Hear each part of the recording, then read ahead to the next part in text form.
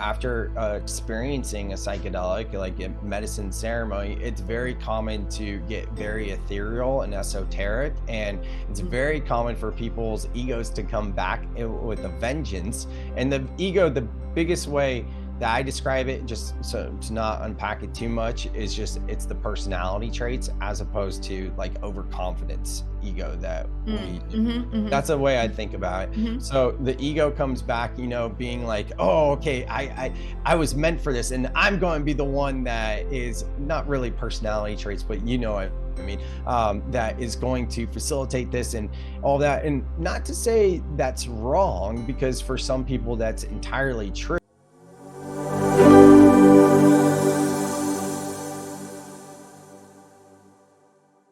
Hey Thrivers, welcome back to Thrive with Sharon podcast. I am so happy that you're here, and we are on season 3, continuing to meet and greet and bring in people who are doing just really interesting, incredible things in the world. And today I have Sam Kabert, and his story and his journey is really interesting. But where he's landed is, first of all, he's a published author of the Soul Life Balance book, and it's really great. I read it, and I love the intentionality of this book, and we're going to dig into this a little bit today. But more importantly, he has a story that really resonated with me and will probably resonate a lot with many of us, especially now that we're in this like post-COVID period. So I just want to introduce you, Sam. Welcome. Thank you so much, Sharon. I'm excited to be here, and thank you so much. Yeah, so a little bit about me. I'll make it brief, and feel free to interject at any point. But I started my first business in college, and I've run that business still to this day. Here we are, like 13 years later or something like that. But in 2019, and I'm from Silicon Valley, that's kind of where I was operating the business. It's called SwagWorx. We do branded merchandise. And in 2019, it all kind of came, not necessarily to a screeching halt, but there was a lot of different things that came into my life that sent me into a numbing depression, which sent me on a journey within. And from that journey within, so much has happened in these past 4 years. And I'm very, very spiritual now. I would not say I was a big spiritual person before that. I had big, big questions as a kid. And then it almost felt like I kind of shut everything down to just kind of fit in the mold. And then, I was playing the game and unconsciously playing the game of this human experience. And I felt like I'd cracked the code, because I had $1 million company, was working less than 4 hours a day. I was dating a 49ers cheerleader, my favorite team, right? And I had all these podcasts and books and things I was doing, and ultimately named to Silicon Valley's 40 under 40 list. So I was like, I have everything that I would have ever wanted. Yeah. Why am I empty? And that's what sent me on this journey within. Oh my gosh. And that really, just what you just said, is probably not where we should start off, but where I want to start off, because it resonates with me, right? And it took me a little longer to arrive to that point, right? I had to suffer a little bit longer. I was a little bit later in my life, but I think this resonates with so many people, where we do what we're subconsciously programmed to do. And it doesn't matter how you identify, right? So we all kind of identify in different genders and energy and all of that stuff, but really, like, we're all, because of what there is this like outward programming and belief of what we should do in order to be successful, that we follow these steps. And it's very much like if we were walking a hiking trail, it would be the trail that was the most beaten down, right? Because it's like, you go to school, you do well, you go to college, you explore, you get your degree, and then, so on, check the box, check the box, check the box, check the box. And so for me, I found that when I did that, I felt more and more empty. And my response to that was to work harder and abandon myself more. And so in reading your book, like you just dove us right in, right? In the beginning of your book, to that experience of your awakening. But prior to your awakening, can you share like what that experience was for you? Like how it felt, like what your thoughts were, what kind of like the backdoor thoughts were of like like the um in that organ grinding space, right? Of like our brain. Like, can you share that? Because I think that especially coming from being a man's perspective, it would be really helpful for our audience and our community to hear. Yeah, I would love to. And it's funny because here we are 4 years later, and it just all kind of clicked for me a couple days ago, like yesterday, actually, at the time of this recording, that there are so many massive synchronicities between what I am experiencing in the past week to 4 years ago. So I could speak to this in a place of like trying to remember, but now I'm actually going through similar things Mm, now, not to the same extent, but very much similar. And the parallels are eerie to look at how much, and it just goes to show that if we don't necessarily clear the karma, it will come back, right? And that's what I'm experiencing now. But what it feels like for me right now, which is a smaller scale of what it felt then, is not being able to quiet my mind. And I am someone who, especially after doing this inner work in the past 4 years, I value most stillness, slowing down, and the wisdom in the silence. And I have a pretty good, I do a pretty good job at keeping the voices within the head, like internal family systems type work and parts yeah, yeah. work Yeah, I'm at actually bay. trained in that. Yeah. I figured, yeah, Yeah. yeah. For your listeners, though, yeah, exactly. And IFS is incredible. You know, it So good. helps so much. And what's been coming up for me the past couple months actually is really like these small tests that keep coming back, and each time they come back a little bit larger, of being like, okay, you think you got it, and you're figuring it out, and you're like know how to build that homeostasis. Can you challenge, how are you going to react with this, right? And then Mm, in that moment, being able to be like, okay, I have all these different tools that work for me. Journaling is something that I don't do often, but I know like if things hit the fan mm, and I really need to get there, journaling is a practice that works for me, sure. right? Yeah. Yeah, Yeah. it's a form of channeling, and you uncover things that weren't there. So right now I'm in the middle of doing a 7-day journal prompt, the same prompt, and this was given to me by someone I work with, and she has me sitting with the question, thank you, is there more? So I find myself not even in like meditation, but this is more like reflection and contemplation, finding that stillness and Mm, witnessing what wants to come through when I say thank you, is there more? And when things start to become too tough, the mantra she gave me is, I am here for this. So then I can just keep saying that over my head, and I'm starting to see blind spots and seeing myself outside of myself just mm, through that work alone, combined with the journaling prompt, which I didn't say. The journaling prompt is, what insights do I have access to today? So that's really what's coming up. What it felt like back then. Right now, like even this morning, I was telling you before we hit record, it was the first day that I didn't sit down and do breath work and meditate for the past 8 days.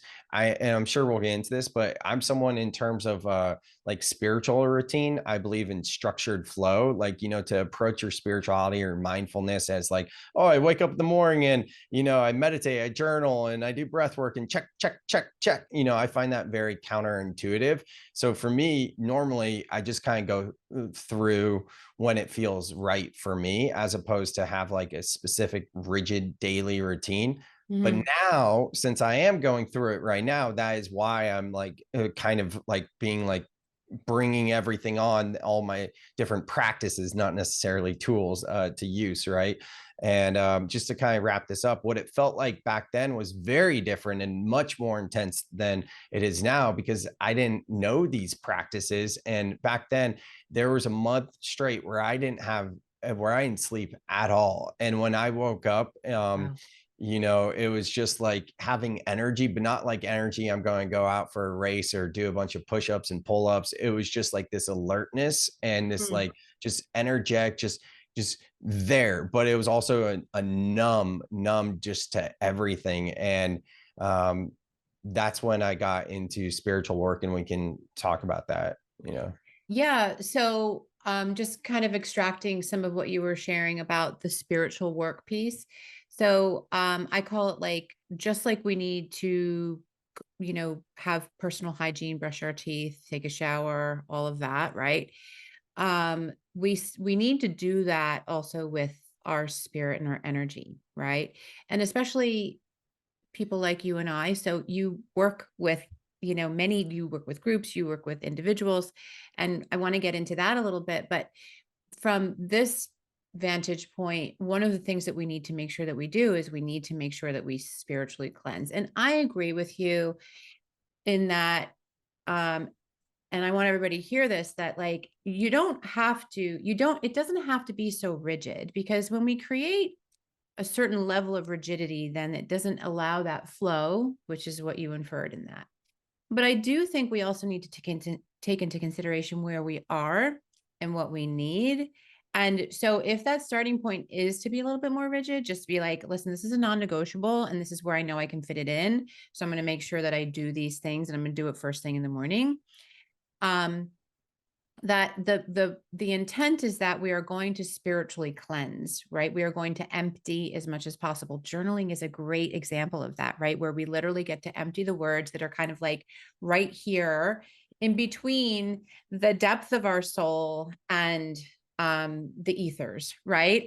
And so um but I love that you have arrived at the point, and people can arrive to the point where they really can just know what they need and make sure that they're incorporating that throughout their day, their week, and whatever, however it may apply.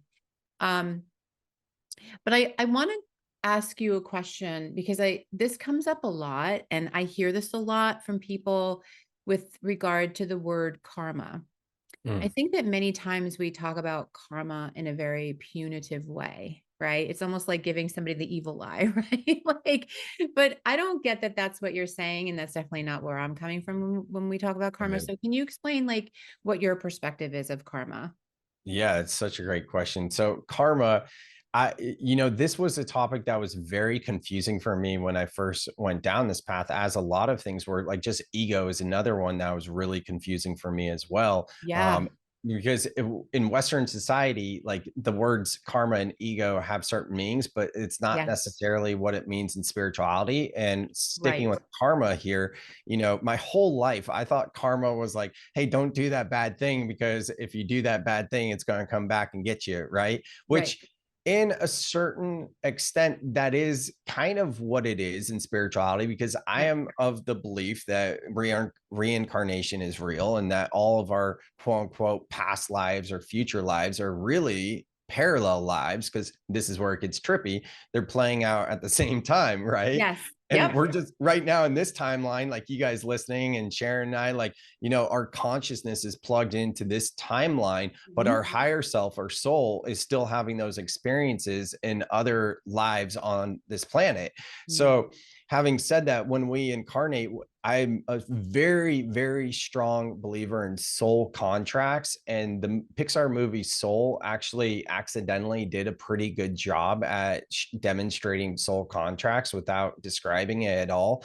And soul contracts are like, before you come into this realm, you come in with different souls, and it's already kind of like predetermined Mm. what you're going to be doing together. And that's where karma comes in. The karma is with these soul contracts, where like, you might have a lesson to learn patience, right? So you keep having these things come up where, when you need to sit in the patience, which is a lesson for me, I know, right? That's why I bring it up. It's like, that's why my mind is racing. That's why I want clarity right away. That's why I can't do it. And the lesson here is really an opportunity. So whatever we're experiencing, when we are thinking about karma, it's to help us grow and it's to help us evolve. And where we get stuck is in the resistance of the feeling of whatever that thing is. For me, it's the resistance of, I want clarity now. But when Yeah. I have that mindset shift, when I can really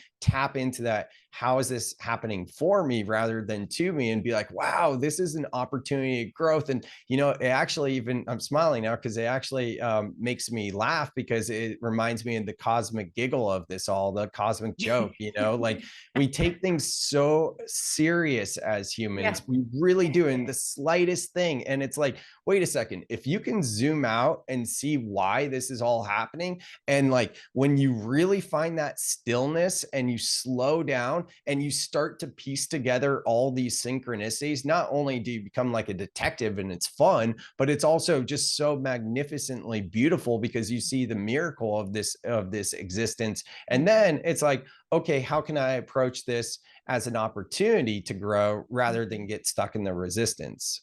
Mm-hmm. Yeah. Right. So karma is our own contracted growth that we're here for our soul. And the karma is the opportunity for those areas of growth through lessons, through ascension, through raising to our highest and best self, and finding our highest mind, our higher mind in all of this. And so it's not a punitive someone over there is watching you, like this, Santa Claus story. He sees you when you're sleeping and when you're doing good things and bad things, right? And you're going to get coal if you're doing bad things. That's not the way it goes, right? But there is, I also, to add to what you were saying with regard to like soul growth and contracts and all of that stuff, I really do believe that, you know, there is this belief of finality, and there is a finality to this physical vessel, right? So it Mhm. will go back down to the earth, but the mind and the soul continue to live on. And so these soul contracts, these lessons, these karmic opportunities for growth were with us before we were in this physical body.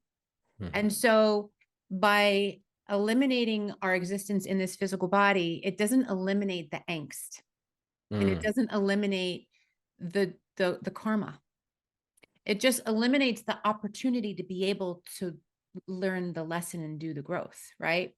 So many times for me in my own karmic growth, and I felt like I was literally wriggling, right? Like just like wriggling through the soil to try to find my way through was hard. Yeah. And it continues to sometimes be hard. But one of the things that I would say to myself, no matter how painful or hard it got, was I refuse to lose sight of the lesson for my Mm. soul, right? Yeah. Um, and so to me, that's what karma is. Karma is a portal. Karma is opportunity. Karma is growth. Karma is ascension. Karma is light. And so I love the fact that you talk about that, and that that's something that you like faced head on when you hit your first major awakening, right? For over Yeah. 4 years ago. Um, and one of the things that really got me from the book was and I say this too, like you were just on the treadmill of life, right? Like you Mhm. literally were just on the treadmill of life until the point where you literally felt empty inside, but were covered and smothered with everything. Right? So Yeah. what was your turning point? How did you pivot that? How did you wriggle through the Oh, soil there? this is a fun story. So at the time I was prospecting on LinkedIn, before LinkedIn was a major wasteland. Actually, it was still kind of a wasteland there, but because I'm an entrepreneur, small business and sales, that type of stuff, right? So Mhm. prospecting, lead generation. This one for people mostly corporate. I don't know how this woman came into my like database or whatever, and I Mhm. reached out to her. Now that I think about it, but she was a realtor and she responded to like one of my messages, and wanted to get on the phone. It was kind of cryptic. She didn't say too much. She said something about how she could tell I was like a spiritual person. And I'm just sitting there like, at this point, like I'm listening to fantasy football podcasts and Sirius XM like 24/7 to get a heads up on the guys in my league. And it's February. It's not even the season because our league is so competitive. We listen to it 24/7 in the off season. And that was my outlet for distraction. It was football, fantasy football more than anything. So I'm like spiritual, like, okay, I started meditating, going to yoga like a year ago, but I was asking if you want to like buy some shirts or something. Like, what are you talking about? But I was also like, damn, what? Like, I don't think that was really my reaction because I mean, this was a while ago, right? But I think my reaction was probably more along the lines of being at a point of surrender and like having heard about the concept of surrender and being like, this is a sign. I don't know what this is about, but having that adversarial voice come in with those other thoughts of like, what are you talking about? I'm not that. But the piece of me, like my higher self coming through, like, yes, yes, yes, right. Mm, So I got on the phone with this woman and she tells me about a cacao ceremony. And I'm mm. like, a what? A chocolate ceremony? Like, what are you talking? Because at the time I didn't know what cacao was, right? Yeah, yeah, yeah, yeah.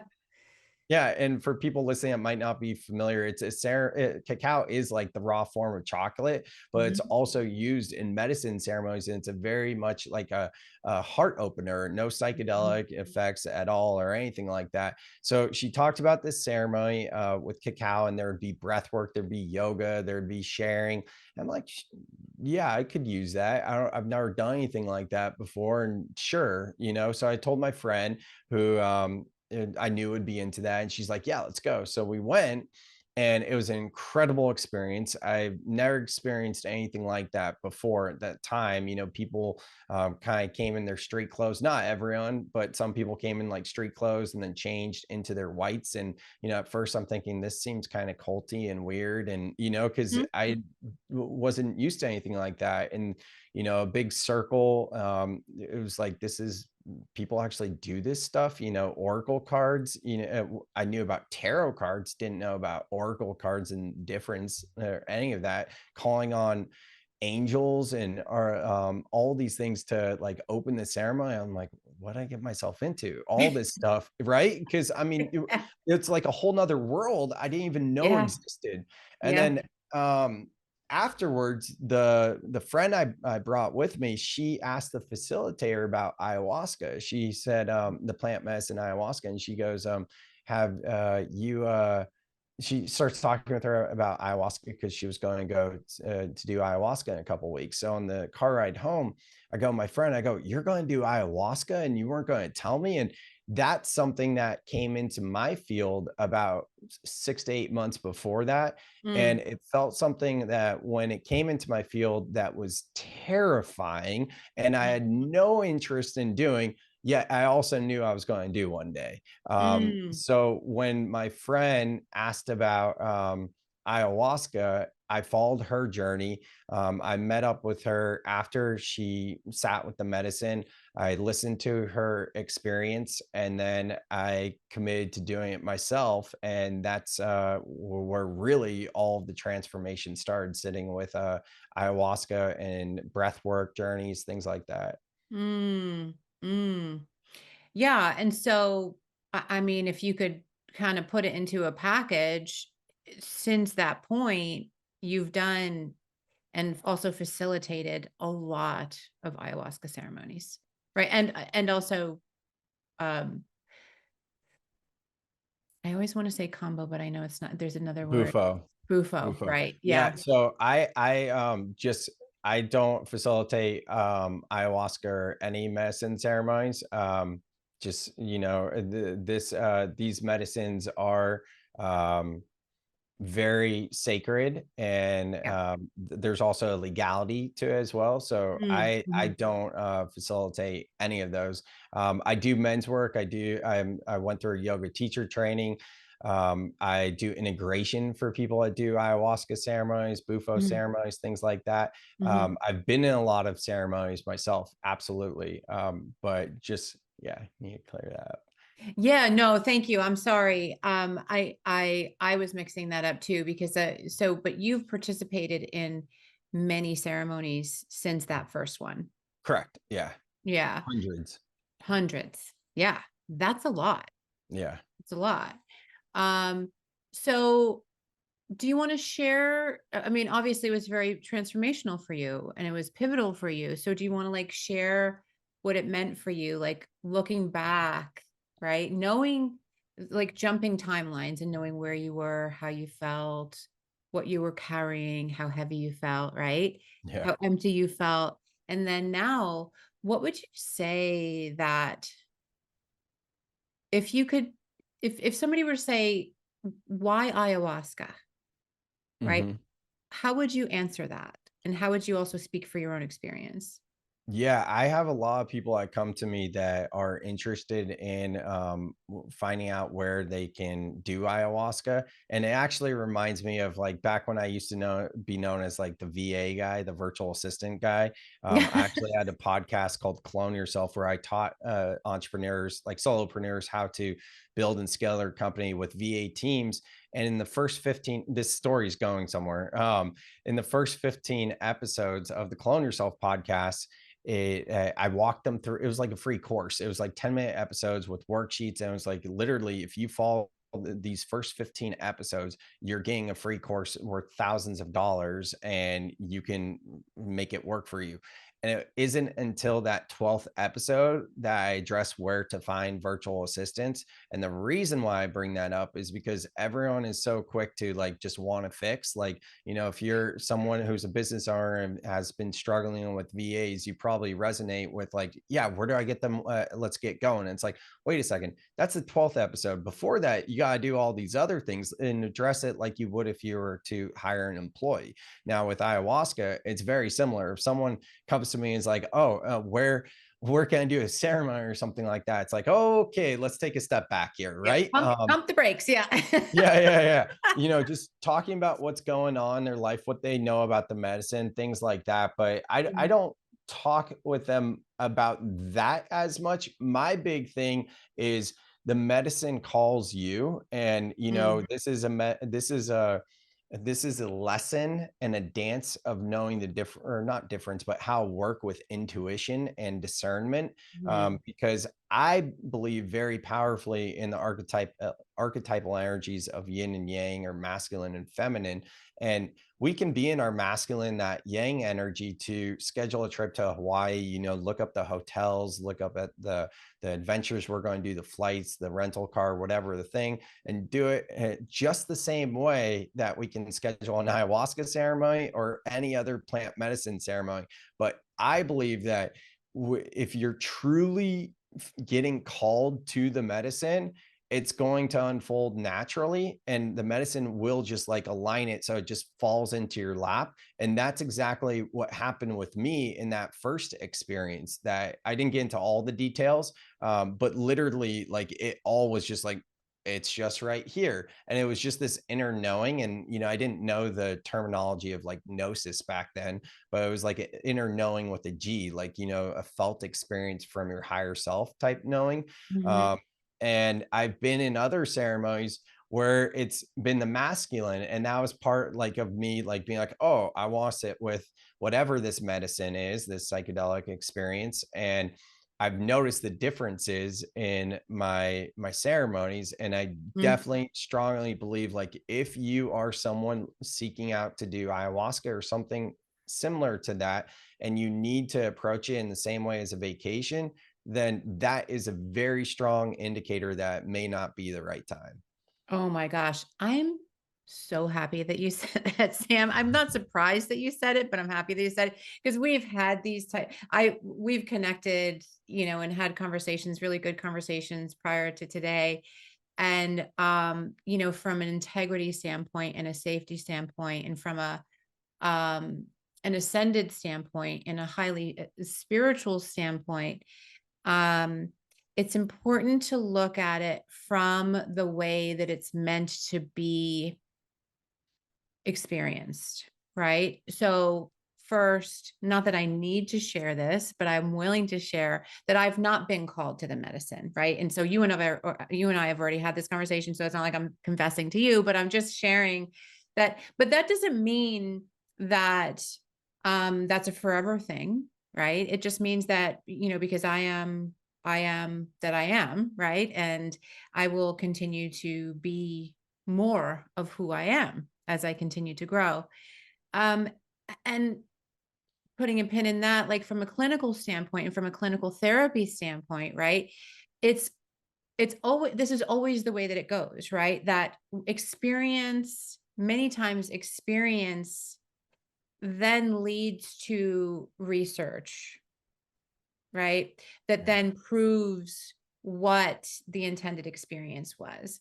And so now there are facilitators for things like ketamine and other psychedelics, right? Who are clinical therapists. And that's actually something I'm very interested in, right? Because again, not that I've experienced it from a personal consumer standpoint, but from being with and being a guide afterwards, right? I understand the process enough and I understand the spirit enough, and I understand karma enough and soul and all of those things to know how we could really do a better job, right? So all of that to say that I think it's important and to share that, like, as a way to drop something for us to talk about in a second, that many times I receive and I talk with people, I receive clients and referrals, or people just kind of come and they call me the last chance ranch, right? Because people come when it's like they think it's too late or they're in a complete crisis.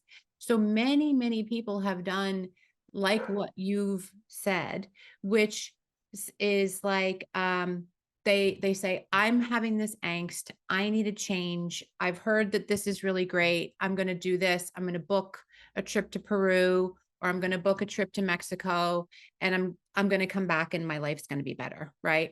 And unfortunately, there wasn't a lot of onboarding. There wasn't a great entree into it. The facilitation was whatever the facilitation was. And there was nothing and no integration really being done on the other end. And there was nothing planned. And they didn't even realize that they needed to plan any integration on the other end. So I've literally talked with people and had them call me like they're plastered to the bathroom floor. And they haven't gotten up in like 48 hours, right? Or they're having such an existential crisis that it's like end of life conversations, right? And so it's important to make sure that we throw a warning out, right? That, and you've already done that, but I want to throw it out a little bit more, which is like, this is a very serious calling and a very serious decision. And it's not a one size fits all. And not every practitioner and not everyone who is facilitating the ceremony may be the right fit for you. Yeah, it's like the Wild West right now. And what Yes. comes up for me is it's very much taking the red pill from the Matrix. So you gotta understand that, right? If you're going to take the red pill, it surrender, we can just be a dead horse, or whatever the expression is, talking surrender to death, right? About the importance of surrender. But I think a lot of what happens as well, not to discount any experiences in a medicine ceremony, but in terms of the integration, is that there's a resistance to surrender. And what I said about the Wild West, there's facilitators popping up left and right. And people, part of my message, my book's called Soul Life Balance. Let me just go here for a second. And Soul Life Balance is all about the archetypal energies of yin and yang, masculine and feminine, right? Work-life balance, we can easily see that's double yang, double masculine. So we're recategorizing it, putting the connection to self first, and that's our spirituality, the yin, and the feminine, then realizing work is part of life. So that is Soul Life Balance. Now, when I launched the book in 2022, last year, I got into public speaking, and I wanted to speak about soul life balance, all this stuff, I found out that after working with coaches and things like that, that my demographic was corporate. So I had to really distill my message to make it more about basic mindfulness and introduce like just basic stuff in terms of mindfulness and be like, y'all are chasing work-life balance, but that's a myth. And we're facing this mental health crisis because we're not breathing, things like that. We're not Yeah. communicating and connecting with others, Yeah. which was cool. And I still do that and I like it. But this year, I get to talk about soul life balance on the other side of Mm, working with people in terms of integration, and a lot of seekers that are going deep down the rabbit hole of spirituality be like, okay, it's time to ground. You also need to be a human here now, yeah. Yeah. So Yeah. in going down that little rant, I kind of forgot where I was going with all of this and what the question was. Can you remind me? Do you remember? Yeah, no, we were just well, you started talking about we were both talking about the integrity of being called Oh, to the I remember. medicine. So yeah, sorry. Thank you. Yeah. So having said that, I wanted to go down there because a lot of people, myself included, like after experiencing a psychedelic, like a medicine ceremony, it's Mhm, very common to get very ethereal and esoteric. And it's very mhm, common for people's egos to come back with a vengeance. And the ego, the biggest way that I describe it, just so to not unpack it too much, is just it's the personality traits as opposed to like overconfidence ego that mm, we do. mhm, That's mhm, the way I think about it. mhm, So the ego comes back, being like, oh, okay, I was meant for this, and I'm going to be the one that is not really personality traits, but I mean, that is going to facilitate this and all that. And not to say that's wrong, because for some people that's entirely true, but I've seen it firsthand with others. It's like you can see what's going on there and they're not holding a safe container. We talked about on my podcast the importance of safe containers and holding space and things like that. mhm, I've been part of ceremonies where I haven't been part of ceremonies per se where I would say the facilitators were out of integrity, but mm, and there are a lot that are out of integrity that you really have to be careful about. Um, but I have been in containers that weren't completely safe and sacred, mhm, and that's not okay. So yeah, it really is the Wild West right now. I had a mhm, buddy a couple years ago who had the idea to make a Yelp type software. He never did it. So if anyone is listening and wants to do this, the world needs this. But a Yelp type softener for healers, specifically in medicine ceremonies, so that you can like go in and find like someone somehow through synchronicities or not, you're in your masculine, you schedule it and you see some ceremony and you look it up and you can see like peer reviews and things like that. mm. Not that that's going to be the end all be all, but most people are asking for recommendations and things like that. But I agree with everything you're saying, Sharon. Yeah, no, and I think it's important, especially from we're coming from two different perspectives and two different experiences, right? But we're kind of landing on the same thing, which is do your due diligence. Although Yeah. you're called, we also have this thing called discernment and this ability to be able to integrate and make sure that it's like that just right measure for what it is that we need in that moment. And I see it very similarly with regard to energy. And that's one of the things that really resonated with me with regard to your book, with the, just kind of um, um, discussing and allowing for the yin and the yang energy, right? And realizing that this is all part of who we are and what we're here to experience. And so I think that because there is this current, and the current is really driven by this heavy masculine energy, right? Especially here in the US and also in other industrial countries, that like there is this drive to just want to like, I only have this amount of time, I've got to make sure I've got to get done in this 4-day period because I won't be able to take off work, and got to get this done, and and it's got to be in the budget. And so there's all these things that we're factoring into making a very, very personal decision that's going to affect us more than just our time. It's going to affect us on every single level: body, mind, energy, soul, spirit, right? And our capacity to be able to show up for the things that we've already committed to showing up for beyond just that experience. So it is the wild, wild west. And so we do have to be mindful of that. And so, for instance, like one of my clients bought this very expensive, right, thing for these highly ascended shamans who were supposed to be running this ceremony. And for them, it was their very first experience with plant medicine. And there were like 100 people in the middle of like like an Wow. auditorium, like a gymnasium, right? Yeah. All simultaneously going through it, Mhm. right? And the shamans were, so there's a school of thought, and being, shamanistic as well. Like there's a school of thought, like we trust that the person, we just hold space for the person as they're moving through and working through their karma, right? Mhm. But these shamans were like screaming and like throwing water on them, and like there was a lot of dramatics, Yeah. right? Because it was dramatized, right? Mhm. um and so that in and of itself was like, that was traumatizing. um and it doesn't necessarily even have to mean plant medicine. It can be any type of ceremony where you're promised something at the end, right? And you're put together like cattle and like 1,500 people in a ceremony where you're doing like intensive breath work for 8 hours.